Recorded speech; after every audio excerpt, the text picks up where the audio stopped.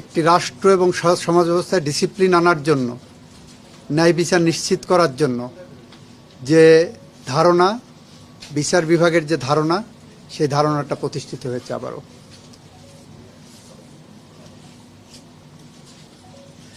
এই যে রায়টি হলো, এই রায়ের মধ্য দিয়ে আমাদের সমাজ ব্যবস্থার মধ্যে আসলে কি বার্তা আসলো? যে ঘটনাটি ঘটেছিল খুবই হিনিয়াস একটি ঘটনা ঘটেছিল, ডুয়েটের মতো প্রতিষ্ঠান, সমাজ কি বার্তা পেল এই রায়ের মধ্যে দিয়ে? এই রায়ের মধ্য দিয়ে সমাজ বার্তা গেল যে আপনি যত শক্তিশালী হন না কেন, আপনার পিছনে যত শক্তি থাকুক না কেন, সত্য একদিন প্রতিষ্ঠিত হবে এবং ন্যায় বিচার প্রতিষ্ঠিত হবে।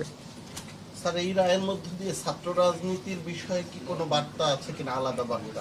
বার্তা তো সবার জন্যই আছে, যে আপনি যা করেন আইনের গণ্ডির মধ্যে থেকে করেন, আপনি যা করেন পাশবিকতা দেখানোর কোনো জায়গা না, আপনার মনুষ্যত্ব জাগরণ করতে হবে।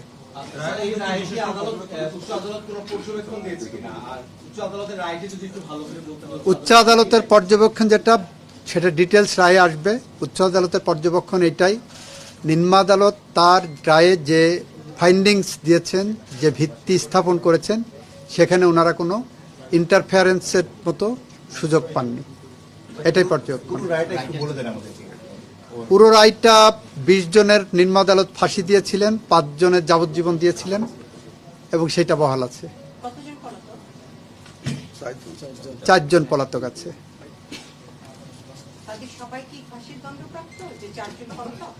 জি জি। বাকি প্রক্রিয়াগুলি খুব দ্রুত কি নিষ্পত্তি করা সম্ভব হবে কি? আরো প্রক্রিয়া আছে? এইটা আপিলের প্রক্রিয়া, তো আপিল ফাইল হবে।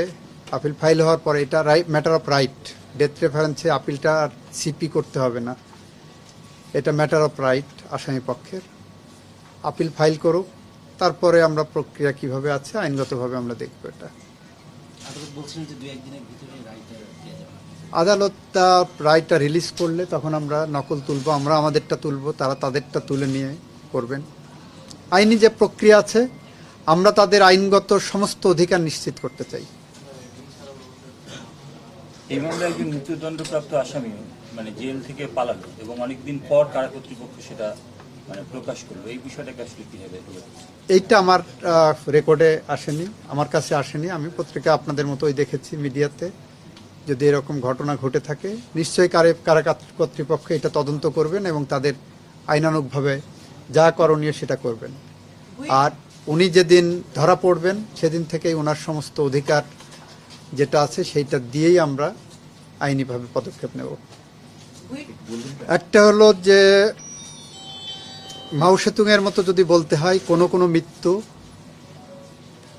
থাই পাহাড়ের মতো ভারী, কোনো কোনো মৃত্যু পাখির পালকের মতো হালকা।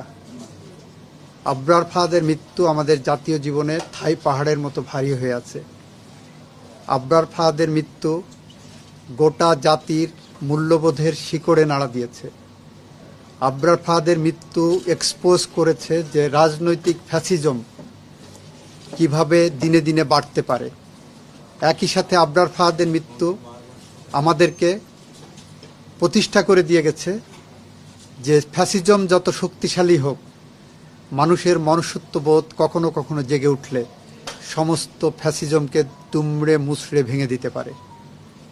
এবং সাধারণ জনগণের এই যে প্রতিক্রিয়া ছিল, সেই প্রতিক্রিয়ার কারণেই আবরার ফাহাদের এই হত্যাকাণ্ডের বিচার নিশ্চিত হয়েছে। আপনারাই বলবেন, আমি তো মনে করি আবরার ফাহাদের মৃত্যুর যে প্রতিক্রিয়া, সেই ঘটনার পরে শিক্ষা প্রতিষ্ঠানে এই বিভৎস চিত্র আর আমরা খুব বেশি দেখি নাই।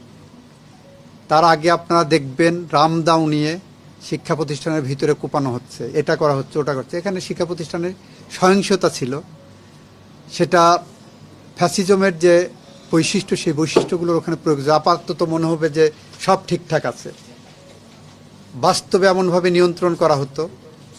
আবরার ফাহাদের মৃত্যু সেই জায়গাটাকে একটা পজ দিয়ে গেছে। আবরার ফাহাদ তার জীবন দিয়ে এরকম অসংখ্য অগণিত আবরার ফাহাদের জীবন রক্ষা করে গেছে। আবরার ফাহাদের মৃত্যুর মধ্য দিয়ে বাংলাদেশের ছাত্র সমাজ, মেধাবী ছাত্র একটা নতুন জীবন